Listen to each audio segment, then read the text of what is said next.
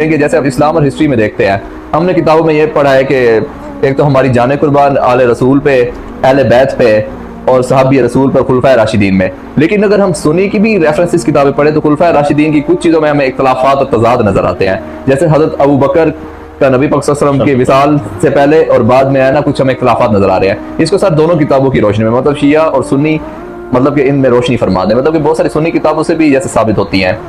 ऐसे ही है, बिल्कुल यही इख्तलाफात तो मकतब अहलुल बैत की बुनियाद है जी कि कुछ ऐसी चीज़ें, कुछ ऐसी बातें रूनुमा हुई हैं असहाब से या उन लोगों से जो रसूल पाक सल्लल्लाहु अलैहि वसल्लम के साथ ज़िंदगी गुजारते थे। कुछ ऐसी बातें सरजद हुई हैं जो कि नहीं होनी चाहिए थी, तो चूँकि वो सरजद हुई हैं तो उसी की वजह से मकतब अहलुल बैत को जो एक सहारा मिला है, और उनकी बुनियादी भी वो वाक़यात हैं जो रूनुमा नहीं होने चाहिए थे, लेकिन बदकिस्मती से वो वाक़यात रूनुमा हुए और उसका नतीजा ये हुआ कि उम्मत आज तक एक ना हो सकी, दो हिस्सों में बट गई। एक सुन्नी कहलाते हैं और एक दूसरे शिया कहलाते हैं।